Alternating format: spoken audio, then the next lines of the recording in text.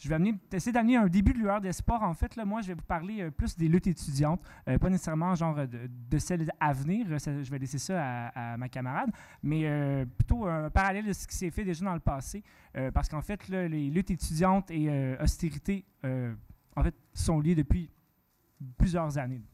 Fait que je vais faire ça en 3 temps, assez brièvement et humblement. Là. Je ne suis pas philosophe et professeur d'établissement supérieur, d'enseignement supérieur. Donc, en 3 temps. Brièvement, qu'est-ce que l'AC? Aussi, sur les dernières campagnes politiques qu'il y a eu dans la lutte étudiante. C'est sûr que je vais axer mon parcours sur les luttes à laquelle l'AC a participé, l'Association pour une solidarité syndicale étudiante. Mais il y a eu d'autres groupes étudiants qui ont mobé là-dedans. L'AC n'était pas seul, en effet. Puis aussi, en fait, pourquoi le milieu étudiant devrait, selon moi, là, je vais quand même le dire que c'est assez subjectif comme opinion, mais je crois qu'elle est assez partagée par la plupart des gens, en fait, s'impliquer dans la lutte contre l'austérité. Donc, premièrement, qu'est-ce que l'AC? C'est une association étudiante qui regroupe maintenant près de 80 000 membres, qui a été créée, en fait, ici même, à Sherbrooke, en 2001. Donc, le 25 février 2001, ça fait bientôt 14 ans. C'est né, en fait, du mouvement contre le libre-échange des Amériques, la ZLEA, et dans le cadre du Sommet des Amériques, qu'il y a eu des gros débats politiques, en fait, à ce moment en 2001. Donc, les principes de la science, en fait, sont basés sur la Charte de Grenoble qui a été créée par l'Union nationale des étudiants en France en 1946. En fait, sur l'article numéro 1 de cette charte-là qui considère que les étudiants et étudiantes sont en fait des travailleurs intellectuels, donc sur cette base-là, qu'on peut utiliser le syndicalisme pour revendiquer des choses, nos conditions de vie, etc. À l'AC, le syndicalisme qui promis, c'est un syndicalisme de combat qui, en fait, par la structure de l'AC, permet l'implication de tous et toutes grâce, en fait, à des mandats, des débats, des assemblées qui partent des associations de base, dont fait l'AG Flèche à la base du mouvement étudiant, et que de ces débats-là naissent des principes, des idées, des positions politiques défendues à l'ensemble de l'association au national. Donc, je vais faire rapidement, en fait, les grandes luttes là, et les principes de l'AC. Il y a 7 principes, donc ça peut être bien de les réitérer là, pour savoir qu'on part de la même base, en fait, là, pour une éducation publique gratuite, laïque, de qualité, accessible et non discriminatoire. C'est le premier principe. Pour un régime d'aide financière adéquat, ayant pour but d'éliminer l'endettement des étudiants, d'assurer la satisfaction de ses besoins fondamentaux. Pour un réseau d'éducation publique libre de toute ingérence de l'entreprise privée, y compris de la sous-traitance. Donc, quand on parle justement de gouvernance, ça rentre déjà là-dedans. Aussi, pour la démocratisation des institutions d'enseignement et pour la perspective d'autogestion, que tous et toutes puissent participer dans les débats politiques qui, justement, les gèrent. Pour une solidarité syndicale avec toute lutte internationale progressiste visant le mieux-être de la société, contre toute forme de mondialisation qui entérine la prédominance du profit et du bien-être de la population, et en fait un 7e principe qui a été adopté dernièrement, qui est pour un féminisme combatif visant l'abolition du système patriarcal sur toutes ses formes. Donc, brièvement, dans les premières luttes qu'il y a eu dans l'AC, il y a eu là, en 2002, là, suite à sa naissance, un mouvement contre la ZLEA qui était contre le libre-échange américain et tout. Il y a eu des grandes manifestations qui ont été créées à ce moment-là, plus de 10 000 personnes dans les rues et tout. En 2003, c'était contre l'assujettissement de l'éducation sur le marché, tout ce qui était privatisation sur des services offerts aux locaux. On peut donner en exemple les cafétérias qui sont souvent gérées par des entreprises privées, mais qui en fait pourraient être aussi gérées par des étudiants et étudiantes de l'endroit, des employés de l'école et tout. Donc, il y a eu des luttes là-dessus. En 2005, gros mouvement de grève, en fait, là, en raison d'une réforme sur l'aide financière aux études. Il y a eu une grande coalition que l'AC avait formée qui s'appelait la CAC, qui visait l'abolition de la réforme de l'aide financière aux études et au niveau collégial, qui coupait l'aide versée aux étudiants et étudiantes ayant des besoins financiers pour avoir l'accès aux établissements d'éducation. Petite anecdote personnelle, je ne sais pas si, quel est l'âge des gens ici. Là.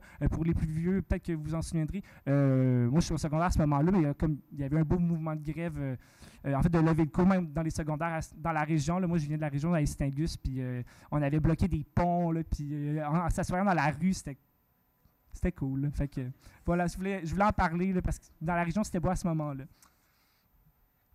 Aussi, en 2010, il y a eu la fondation de la coalition à la tarification, opposée à la tarification et à la privatisation des services publics, qui regroupe une centaine d'organismes féministes, communautaires, syndicaux que l'AC a créé, qui existent toujours d'ailleurs. Là. Donc, un des grands trucs qu'il y a eu, il y avait aussi une grande manifestation à cette époque-là. Et bien sûr, je vais vous parler de 2012, là, qui façonne encore les esprits, je crois, même si ça fait que la vague a passé quelque peu, mais on pourrait être surpris. Donc, en fait, à ce moment-là, je pense que je n'ai pas besoin de faire de grands récits historiques de ce qui s'est passé.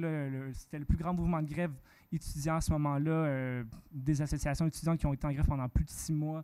Le débat a été amené dans la société à travers les médias et tout. Moi, en fait, ce que je propose de retenir de cette lutte-là, c'est que oui, les luttes sont complexes, sont longues et tout, mais c'est possible, en fait, d'avoir des gains de celle-là. En 6 mois, on a quand même réussi l'objectif minimal qui était pour les associations étudiantes ayant participé à ce moment-là, d'arrêter cette hausse de frais de scolarité qui nous était imposée par le gouvernement libéral à ce moment-là. Bon, l'avenir nous a réservé des petites surprises avec l'indexation du PQ, mais à ce moment-là, on avait une réussite. Aussi, un truc que je trouve intéressant de réfléchir en termes de syndicalisme de combat et de lutte étudiante, c'est toute la guerre légale, en fait, qui s'est passée. J'aime ça parce que c'est aussi une réflexion qu'il faut avoir par rapport à certaines perspectives de lutte contre l'austérité qu'il pourrait avoir dans le futur. Tout ce qui était loi spéciale, il y a le projet de loi 78 du Parti libéral du Québec qui avait amené beaucoup de débats dans la société. Il y a eu mais qui avait aussi permis d'amener justement le débat sur la désobéissance civile en dehors des structures étudiantes, dans les milieux syndicaux, dans les milieux communautaires, avec les manifs de casseroles, en région, à Montréal, dans les quartiers populaires et tout. Il y a aussi des APAC qui avaient été créés à ce moment-là, qui étaient des associations populaires de quartier. Là, je parle de l'association de Montréal parce que, personnellement, je la connais plus, ayant été étudiant à ce moment-là à Montréal.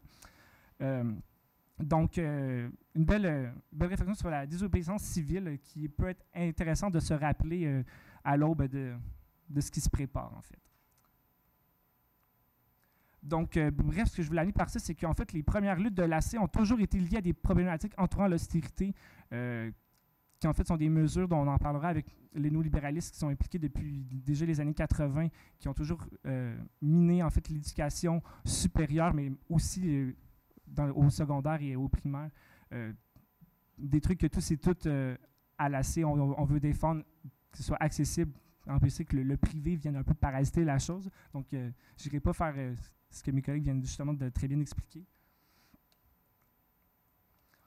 Dans le fond, l'AC est là pour défendre ce qui a été amené par le rapport Parent, qui était les institutions supérieures des cégeps, qui étaient là en fait pour défendre une vision humaniste de l'éducation dans la société, là, pour amener des citoyens en fait qui sont critiques, aussi capables d'avoir une autonomie sur leur domaine d'emploi et pas seulement en fait sur le fait d'acquérir des connaissances qui leur serviront sur le marché du travail.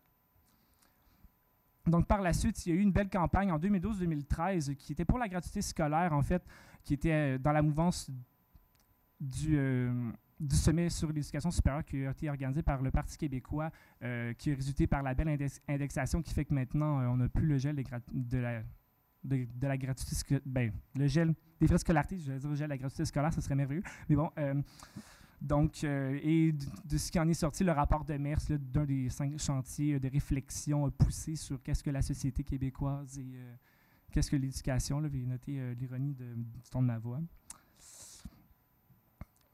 Donc, en fait, il y a une campagne qui est actuellement amenée, qui est contre en fait, qui est axée sur les services publics, en fait, contre la privatisation de ces choses-là. Un mandat qui a été adopté, en fait, par les étudiants avant même qu'on se mette à parler beaucoup d'austérité dans les médias. Les associations avaient comme senti que le coup allait venir avec l'élection du Parti libéral. Donc, c'est un désir, en fait, d'amener la critique plus large que simplement sur des chiffres. Avec la lutte étudiante, on parle souvent des chiffres de frais de scolarité et tout. On a de la difficulté peut-être à pousser un peu la réflexion sur tout ce qui est l'aspect systémique, idéologique de ce qui nous frappe actuellement dans le domaine de l'éducation, mais aussi de réfléchir, en fait, que ce qui se passe en éducation, c'est vraiment pas sectaire au milieu universitaire et collégial, là, que ça se passe en ce moment, en fait, partout, et que ce qui se passe aussi dans le milieu de l'éducation va toucher directement et indirectement les services publics en dehors du milieu universitaire et collégial et vice-versa. Donc là, je vais parler rapidement pour la suite pour laisser ma camarade Fanny expliquer d'autres trucs. En gros, ça, comme je disais, il faut vraiment, je crois qu'il est vraiment pertinent que les étudiants et étudiantes, là je vais dire ici à Sherbrooke, mais je crois que ça doit être aussi à travers le Québec, mais je vais parler de Sherbrooke, doivent se mobiliser pour leurs services publics, en fait, pour tout ce qui est aide sociale, garderie, régime de retraite, c'est tous des droits syndicaux qui étaient inspirés de la belle idéologie qu'on avait en tant que société québécoise, d'amener un avenir meilleur où la place de l'humain serait mieux, on serait que l'État, en fait, investissait collectivement des biens, des collectifs, des ressources que tous et toutes avons besoin pour s'épanouir et justement sortir un peu du carcan, travail, consomme, va te coucher, écoute la télé, etc. Donc, c'est ça, il faut réfléchir vraiment à ça. Les régimes de retraite qui sont touchés en ce moment, il y a eu les débats sur la loi 3, ce n'était qu'un début. C'est certains employés municipaux qui ont été touchés par ça. Malheureusement, la loi semble être adoptée. Donc, c'est sûr qu'il va, j'espère et j'imagine qu'il y aura des débats sur qu'est-ce que sera la lutte des employés municipaux à ce niveau-là. Mais donc, au Québec, en ce moment, il se passe des choses assez intenses. C'est un recul, justement, là, de plusieurs décennies. On parle des droits syndicaux, on sabre nos services publics au détriment de l'accessibilité et de la qualité de ces services-là, pour en fait que si tu as le moyen de payer, tu puisses avoir plus directement accès à ces services-là, alors que souvent, c'est les personnes en situation précaire qui en ont le plus besoin. Juste en fait, là, une petite, pour conclure, les impacts concrets de trucs qui se sont passés ici dans la région, là, au cégep et à l'université, qu'on peut voir sur Internet en faisant quelques brèves recherches. En fait, là, les coupures à l'Université de Sherbrooke, c'est la 6e vague de coupures que vous avez en 4 ans. Donc, la situation est quand même assez particulière et elle ne date pas justement des élections du gouvernement Couillard. Il y avait eu 13 millions qui avaient été coupés à l'Université de Montréal suite à des compressions faites par le Parti québécois lors de son dernier gouvernement. Le 7 janvier, à la presse, on a annoncé que le cégep de Sherbrooke a un déficit de près d'1 million de dollars, alors que la loi interdit au cégep d'avoir un déficit. En fait, il y a d'autres cégeps au Québec qui sont malheureusement déficitaires en ce moment et qui totalisent 4 millions de dollars, en fait. Donc, un quart de tout ce qui est déficitaire en ce moment dans les cégeps à travers la province, c'est le cégep de Sherbrooke. Qui, là, donc, quand on parlait du rapport de Mers qui va changer la vocation des cégeps, de la nouvelle gestion et tout, on peut présumer que le cégep de Sherbrooke risque d'être un des premiers à être mis sous tutelle et à manger la claque, pour utiliser la belle expression. Également, ce qui se passe, il y a des hausses de frais de scolarité prévues à l'université ici, réduction de la masse salariale de 4 %. En fait, on va couper, il y a des cours qui sont coupés, ce qui fait que justement la tâche des professeurs, des chargés de cours est grandie, doit faire plus avec le même nombre de temps. Les classes sont grandies, donc encore une fois plus de travail. Il y a la fermeture de la faculté de théologie, qui est une première faculté à avoir, dont l'annonce a été faite de sa fermeture. C'est aussi des cas qui se passent dans plusieurs autres universités.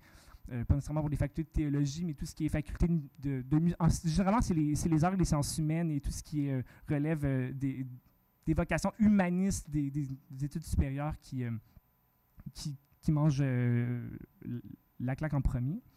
Également, il y a la coupure des auxiliaires d'enseignement, en fait, qui se passe dans votre faculté, la faculté de sciences humaines ici à l'Université de Sherbrooke. Là, il y a des postes, il y a des gens qui ne pourront pas travailler en tant qu'auxiliaires d'enseignement de correction. Ça, c'est des emplois étudiants qui peuvent parfois aider les étudiants et étudiantes à sortir de situations précaires, à avoir un pied aussi sur leurs possibilités d'emploi futur. Donc, je ne sais pas si les gens aussi des syndicats présents peuvent amener d'autres points par la suite sur ce qui se passe. Il manque un peu de temps, je finirai là-dessus, là, que je pense qu'il est nécessaire que les étudiants et étudiantes, on utilise les structures qui sont là, en fait, grâce au syndicalisme de combat, puis à la démocratie directe qui est permis par l'AC, là où je fais un peu, je vous vends l'AC un peu, là, je suis désolé, d'utiliser ces structures-là, puis de ne pas avoir peur de vous impliquer dans vos structures, puis dans vos milieux, parce que la force de tous et toutes est nécessaire. Et on a tous et toutes des forces et des faiblesses qui peuvent être bien exploitées. Donc là-dessus, je vais laisser Fanny parler.